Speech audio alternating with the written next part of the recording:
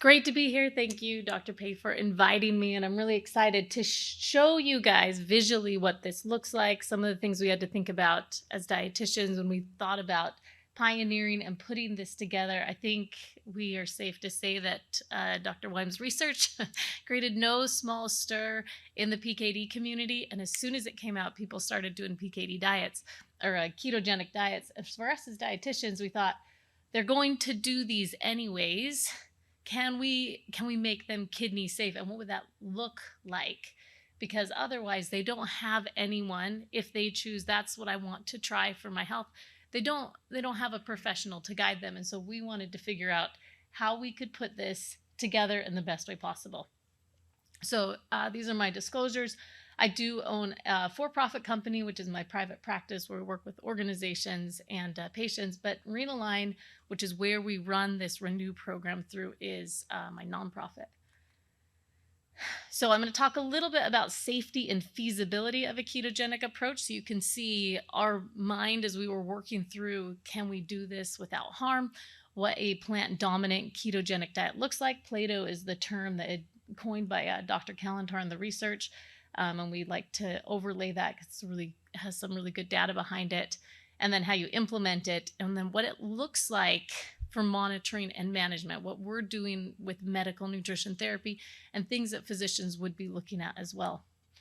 So just real quick, I have a few real life patient comments sprinkled throughout this because I want you to see the human aspect, that this was not just a data and putting nutrients together. This is about real people. So I just want to comment some of these two things on before the program. This is a patient experience. Before joining, I was encountering daily flank pain and fatigue. I was depressed about my outlook. It was starting to make me lose focus. I was on the verge of a breakdown, and I was desperate for something to help me slow this disease down. I think in this professional space, we can all empathize with what that feels like. And this patient did it with his wife, a really neat couple that actually owned a Greek restaurant. So if they can do it, anyone can. For the program, I will either end with either too much carbs or starving myself. I lost 20 pounds on my own, but on very limited food choices. And so without guidance or thought through what this might look like, people really are kind of going out on a limb and just putting together the best that they can. So a couple things that we considered. Now, when this research came out, I'll be very honest, I was pretty skeptical because at our practice at Kidney Nutrition Institute, we're doing a lot of plant-based diets. That had been our focus. And I thought, look, you cannot combine a plant-based diet and ketogenic diet. This is like super great, but I don't know how it could actually work. I happened to be in California for another conference and asked if and Dr. Wymes was gracious enough for me to tour me around his lab and to meet him. And after that point, I thought I would explore it. So met with many ketogenic professionals to see how they were putting it together. In 2021, like Dr. Wymes mentioned, there's a retrospective case series showing, hey, like people were doing this, they're starting to see results. We released our program, which we wanted to have a standardized approach because, again, if you're going to actually research this approach, you need to have a standardized dietary approach. Dietary research is really, really tough. And I mean, even with a standardized program, it's still tough because there's so many variables. But this at least starts eliminating some of the practitioner variable. We launched it in 2021 with our beta test. We are on our, I think, 4th cohort. It's their 2nd week this week. And we've done it with over 100 people at this point. And we're excited to move this as, part of controlling the variables into some clinical trials. And then we published on our beta test to show the feasibility and the improvements of health and well-being. So a couple of safety considerations on our side when we looked at this. We're like, okay, so first off, I think the data is pretty good at this point that protein impacts kidney health. A popular ketogenic diet is 35% protein. That is way, way too much for many people with kidney disease. And I will say when it comes to protein, it's going to vary a little bit on their stage of kidney disease, how we're going to restrict this. But still, 35% is way too much. I would not feel comfortable as a medical professional recommending that. So what we wanted to see, well, if we move it more a plant-based, can we get that protein down to a level that is recognized and it's, consistent with KDOQI guidelines? And we're able to do that with a plant-focused ketogenic approach, where we do about 15% of the diet of protein. If you want to actually look at the numbers, it ends up being about 0.6 to 0.8 grams per kilogram in the diet that we work through our patients with. And that's pretty consistent with KDOQI. The second consideration is, will this high-fat diet cause more heart disease? Because the number one killer in kidney patients is really heart disease. So, man, I don't know about you, but for me, I grew up with fat was bad. You actually, the research on fat causing heart disease was very poor. It was driven by this guy, Ansel Keys, in 1980. And the thought process was, and if you go look at his study and people who've now studied his study, it was very, very poor research. But the thought process was dietary fat, too much saturated fat, it increases blood cholesterol, and then that causes increased coronary artery disease. And there's lots of pieces within that you have to break out. So this is far too simplistic to say that just increasing fat causes heart disease, and that has since been disproven. I put 5 studies up here that looked more at this diet heart hypothesis, and what they had reported in their meta-analysis is, saturated fats, they're not necessarily associated with higher cardiovascular disease or total mortality. The Cochrane Review in 2020 also had that same statement. The types of nutrients, fats and carbohydrates, can influence it. You can't just demonize fats. Carbohydrates truly play a part in this as well. The LDL particle size and density plays into this as well. It's not just cholesterol level. It's not just HDL levels. It's not just the basic LDL we see on blood work, that there's different types of LDL and they have different impacts. Not all of your FSAs have similar effect on your LDL-C levels, right? And there's other subfractions we have to look at. And then beyond this, there's other lipid factors, right? Personal, racial, ethnicity, all of those are important. So I think there is enough on our side where we say, hey, is a high-fat diet really going to cause heart disease? And for me, I feel skeptical that that is truly true, in which case I feel like we can try it. Again, I wanted to share Cochrane because they review all the reviews. They looked at about 60,000 patients when they went through. There's no association of this is just saturated fat they're looking at on the mortality with saturated fat. There's little or no effect on reducing saturated fats on non-fatal MI, but there was, with modifying saturated fat, a reduction in overall cardiovascular events by 21%. So other things, low carbohydrate diets, when you look at some of the research on those as well, where are the concerns that we see with these lower carbohydrate diets? Right now, you can see that there are some benefits here. Weight, inflammation, triglycerides go down, blood pressure goes down, blood glucose goes down, insulin goes down. It's a lot of benefits. And maybe one concern with your LDL-C particles going up. So other consideration with the ketogenic diet is kidney stones. I'm not going to go through all of this because Thomas just explained it very eloquently. On our side, we thought, okay, well, can we mitigate that in our ketogenic approach? And for us, that came down to, well, we can think about oxalates and inorganic phosphates. We can promote a neutral pH by focusing on a plant-focused diet, inclusion of citrate, and then really including hydration as a strategy. So that's all good and well. I think we could say that ketogenic diets are something that, if we think about it correctly from a nutrient standpoint, and we don't just put the macro perspective on it, we actually look at, do we have enough fiber? Do we have enough micronutrients in it? That we can do this for our patients. And I felt that we could implement it better than a patient could on their own, personally. But is it practical, like real life? Thomas shared this research from Sebastian Struble, which again, people said, hey, like I had no problem at all doing it every single day, about 65%. Ketogenic diet is actually very, very delicious. Fat tastes good. So it's maybe not as difficult as people think. I think when we overlay our personal experience, say, well, if I did a ketogenic diet, what would I give up? Oh man, but like bread's my favorite thing ever. I cannot do that. I think until you do it and you see how you shift your lifestyle, it's hard to project what your personal experience would be. Again, they had several health improvements that they noted on that side. On our side, is it feasible?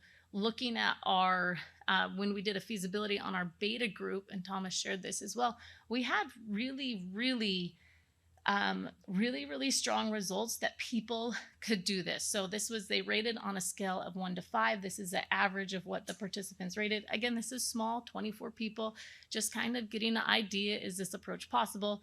And I'll just share this top one here, but it's likely for me to continue a plant-focused ketogenic diet. And we had a ranking of 4.8 on average on a scale of 1 to 5 of our participants, that they could continue this. So learning how to do it in the right way really makes a difference.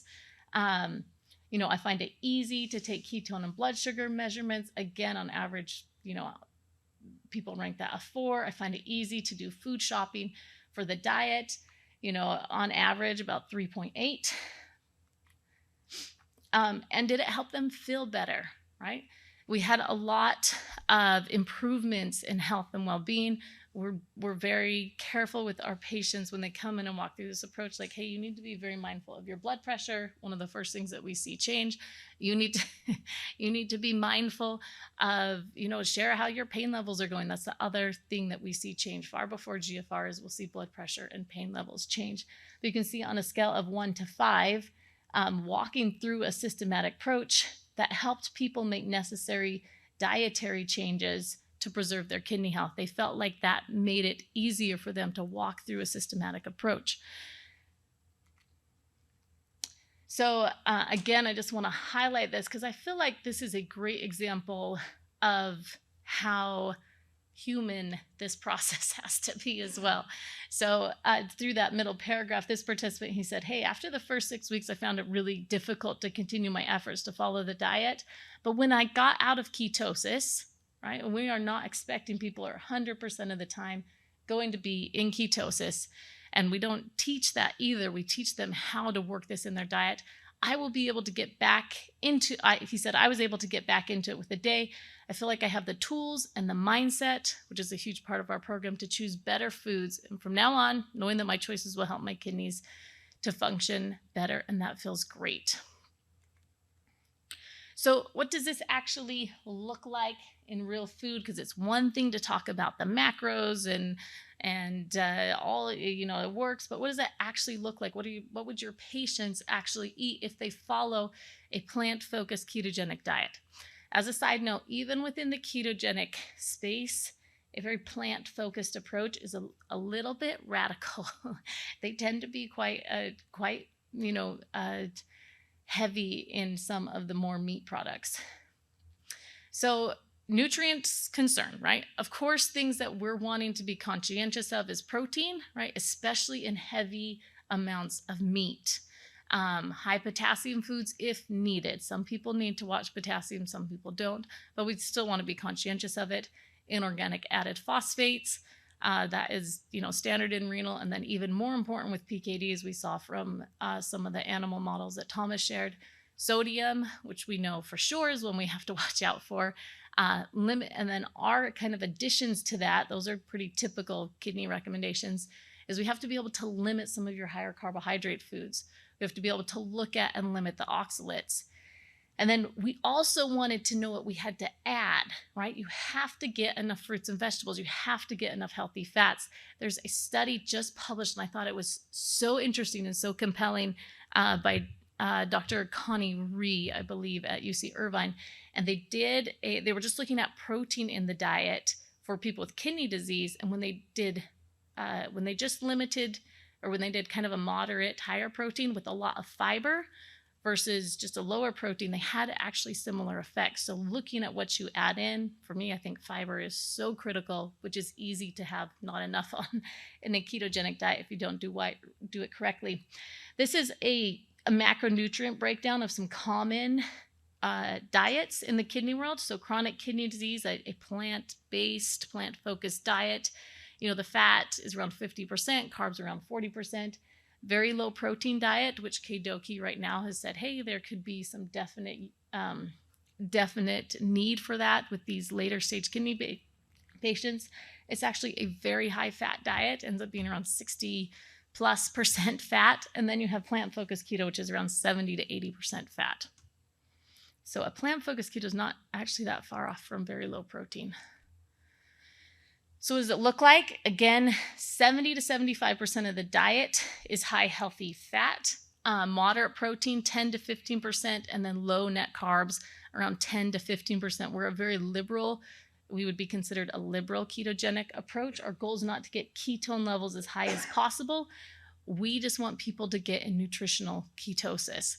And so we have a little bit of a higher carb amount. For some people, this can be as much as, 30 to 50 net carbs per day, which can be upwards, if you take out the net part, just regular carbs, 100 to 120 grams of carbohydrates per day.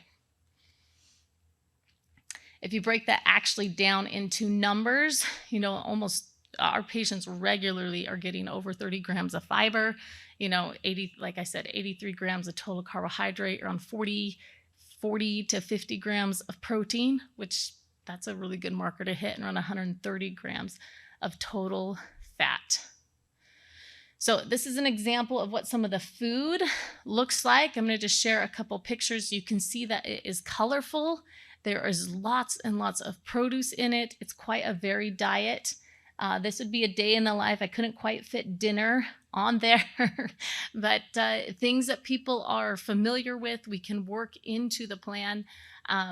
You see we have like our berry and nut porridge in the morning. We have an egg avocado. We have a shrimp and avocado salad. We have a fat bomb, which is a coconut macaroon bite, blueberries and walnuts. And then the dinner, you can't see at the bottom, but we had a curry soup. And, this is beautiful, delicious food. And people really do eat this way. A couple other examples of what this can look like. As you can see, it's very, very plant heavy, although we include some fruit in there, which maybe seems like it wouldn't happen on a ketogenic diet.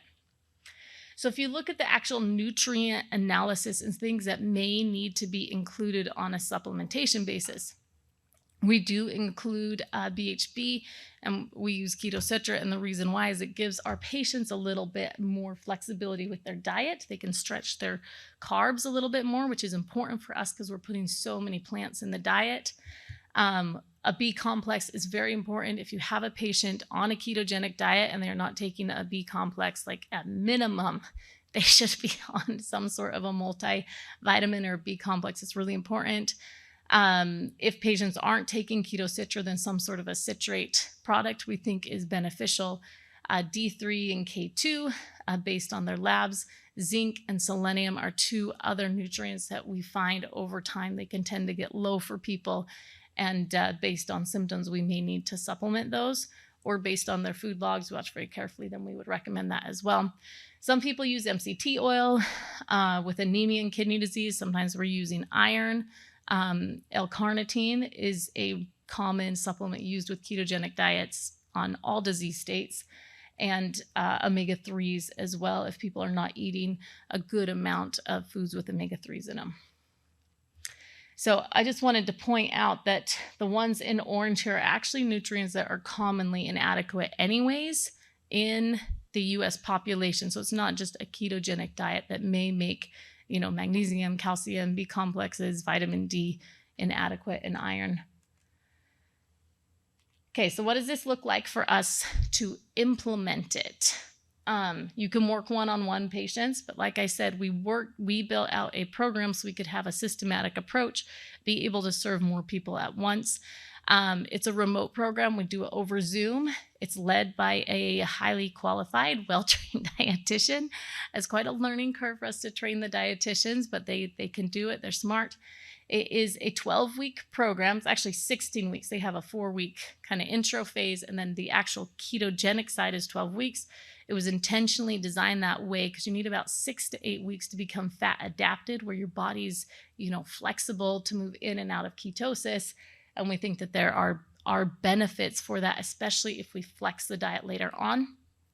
We combine it with Keto Citra for a synergistic effect. And then we also include, which I think is notable, especially given our conversation this morning, a mindfulness intervention for our patients.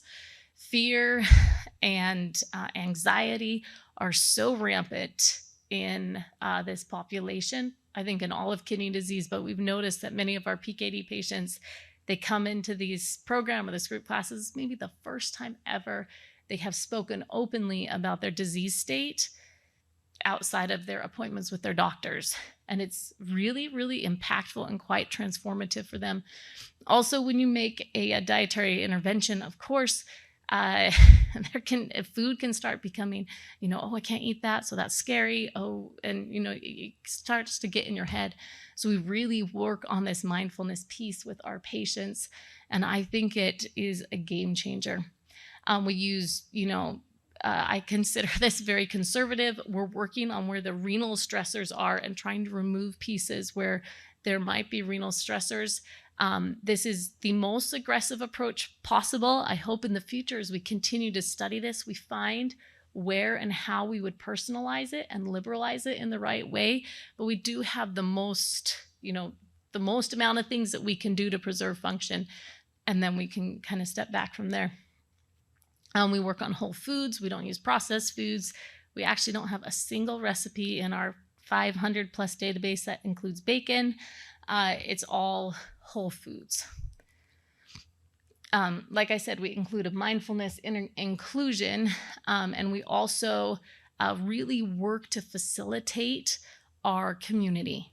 This part of people coming together to talk about and work on this together has been really a huge place. When we survey and talk with our patients afterwards, they rank like the top 4 things that are very impactful for them is community. Number 2, being more mindful.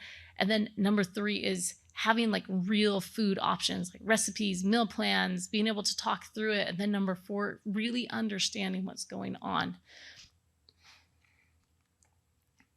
So here is how we implement a plant-focused ketogenic approach. And one of my goals of sharing this is that as you have patients that are interested in this, I think being able to find your colleagues that can help support them in the right way, or being able to find a professional to support them is really key in being able to implement this correctly. So we have a preparation phase. It's for 4 weeks. They have recipes to try, but they're not focusing on ketosis. They get their pantry ready. We get labs. We have a one-on-one visit with them, so we have a real human connection with them. We're very worried about doing an online program where people get lost in, cyberspace. So we have a one-on-one. They have a dietitian that they have a relationship and a connection with. They can kind of learn the program and the tools that they're going to be using to really learn this. And that's the first month. Then in the next phase, we get them into ketosis within a week. I'd say 90% of our patients are in ketosis. The last few people, by the end of the second week, most people are in ketosis. It's individualized macronutrients. Not everyone needs to be on 20 grams net carbs. Very individualized for the person, because we want to watch and make sure this is going to work for them. They're not losing drastic amounts of weight, or they're not eating, lots and lots and lots and lots of bacon or other, high saturated fat foods. We want to have a good balance of the type of fats, and building a resilient mindset. Then towards the end of the program, we have this transition phase. So the transition phase for us happens between week 8 and 12. And what we want to do is figure out with the patient, what is your lifelong approach? Like, what are you going to be able to do forever? Like, we've done this ketogenic approach. How did it go for you? Is this feasible for you to do long-term? Because everyone's at a different place in their life. We have many people that love eating a keto. I mean, it really becomes a lifestyle. They love the ketogenic lifestyle. And so they stay there forever and ever. They may go in and out. Maybe they have a special dinner with colleagues or a special birthday, but they know how to navigate this in and out of ketosis. Some people say, hey, like, I don't know if I want to stay on a ketogenic diet forever.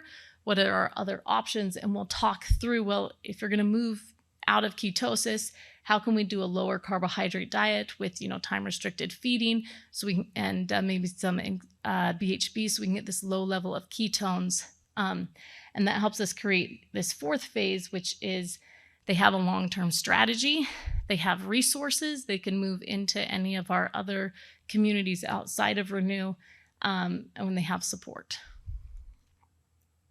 So again, first phase, these are some of the tools that we work on and use.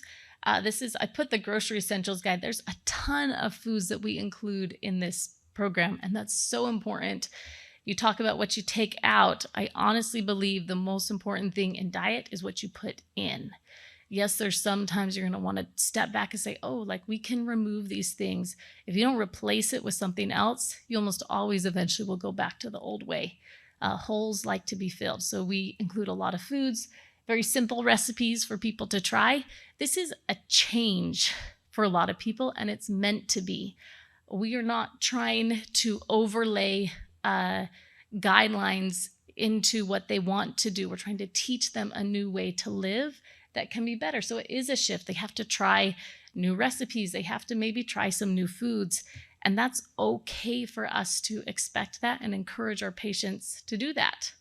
And they want to do it. I really believe innately people want to try and build new habits.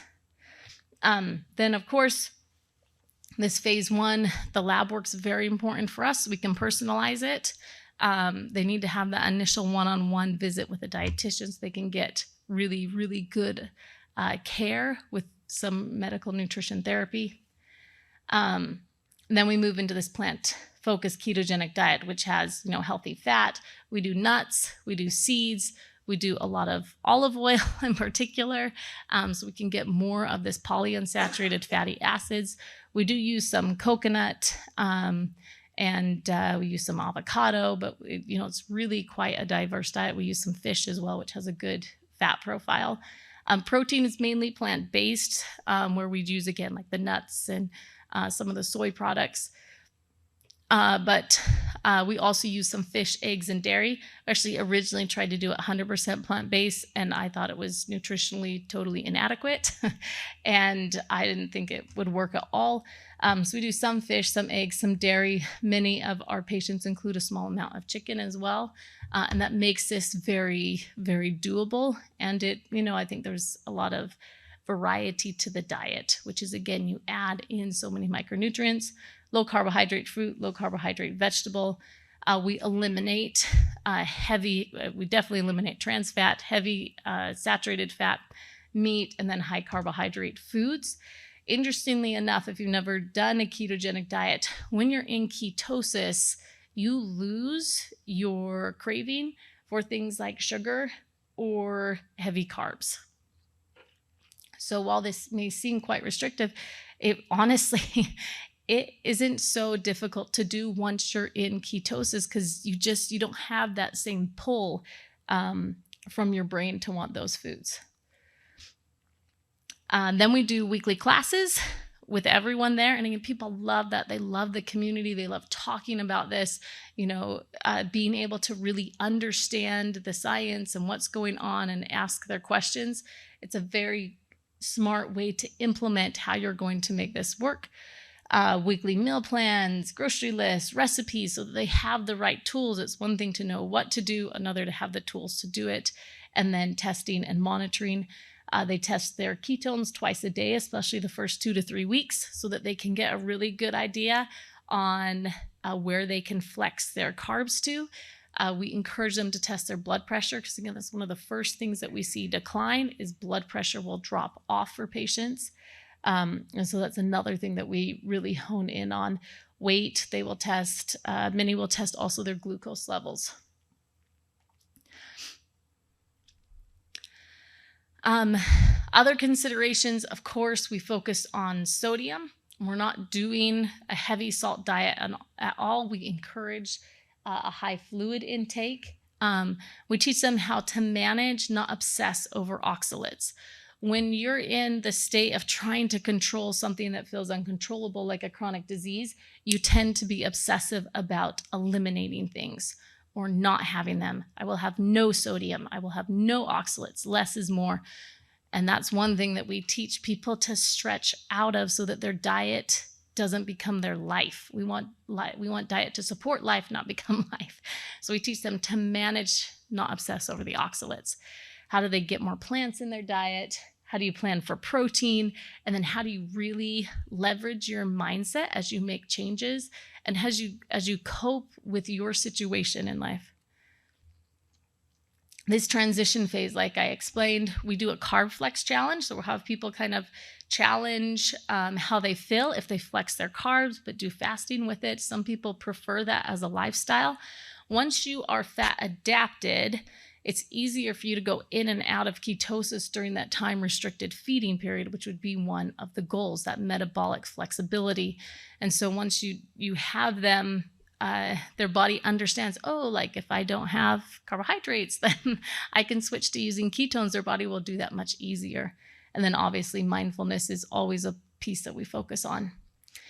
At the end of the program, we get labs done so we can evaluate where things are at. It's pretty normal with any ketogenic approach. In the first 90 days, you will often see lipid levels rise.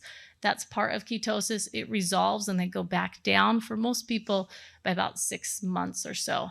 Every once in a while, we'll have a patient where we won't see those lipid levels go down, and then we modify their diet by adding in, they usually come out of ketosis, but at that point we add in a few complex carbs, and that's something that's personalized. I think it's something that we're still learning about, how we're going to personalize that piece is, how do we make sure that we know the right type of people that this will be 100% beneficial for. But even my patients that have done a ketogenic diet and had lipid abnormalities where we felt like maybe we should back off a little bit, they still found an enormous amount of benefit from that therapeutic phase of following a ketogenic diet.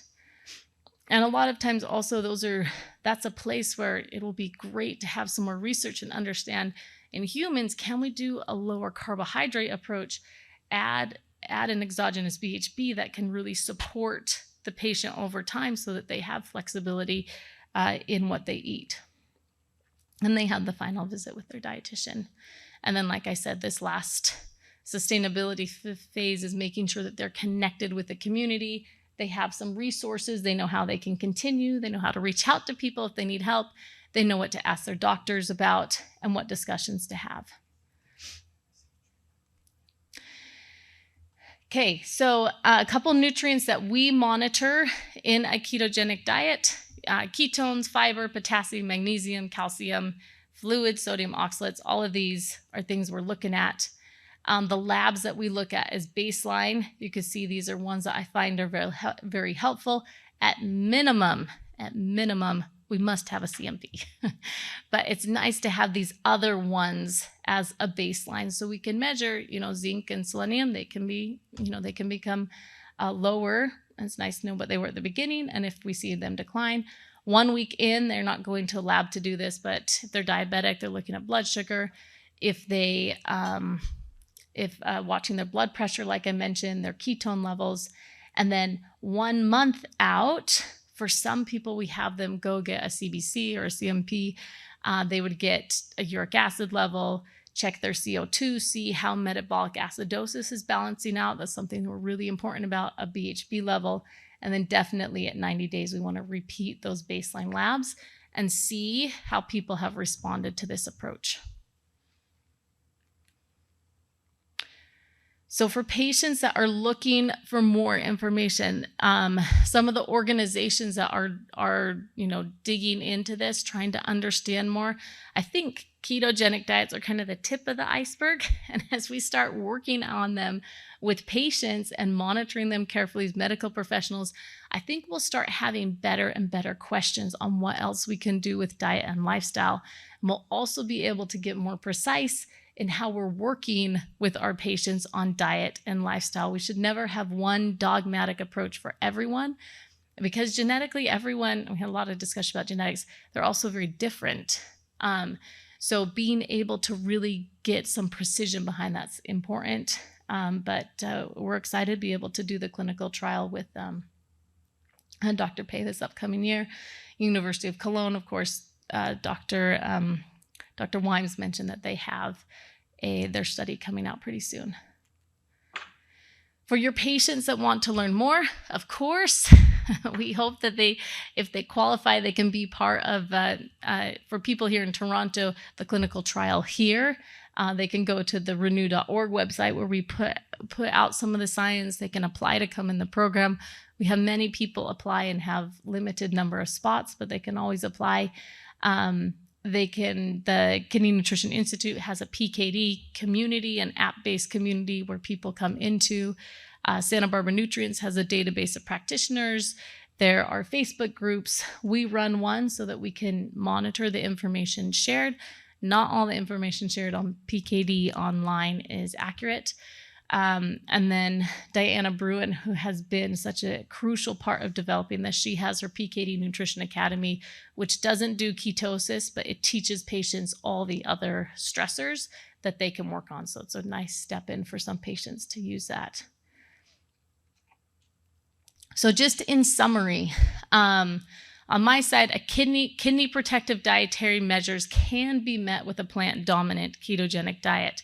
It's so much how you put this together that is important. It's not just about a ketogenic diet. It is about getting all the other pieces in place. Increased fat, I think, is controversial about whether or not it's connected with heart disease, but I think there's a lot of research that's coming out more and more and more that fat is not the driver necessarily of heart disease, and potentially it could be sugar and carbohydrates even more. And for many people, a plant-dominant ketogenic lifestyle, if you incorporate it in a systematic manner, is very feasible and it's very sustainable. So just some acknowledgements. I have no financial relationship with Thomas's group or Santa Barbara Nutrients, but we collaborate quite a bit on this approach.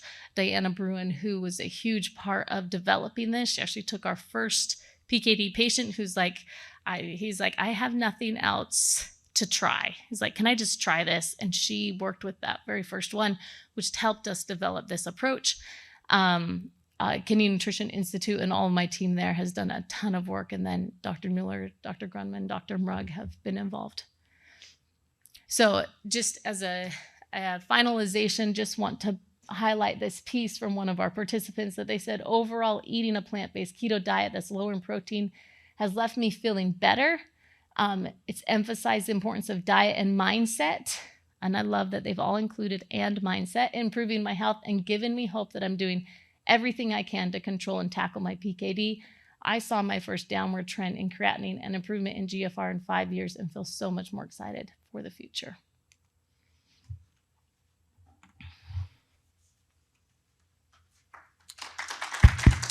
Okay, thank you. So maybe I can invite Jess and Thomas to the panel.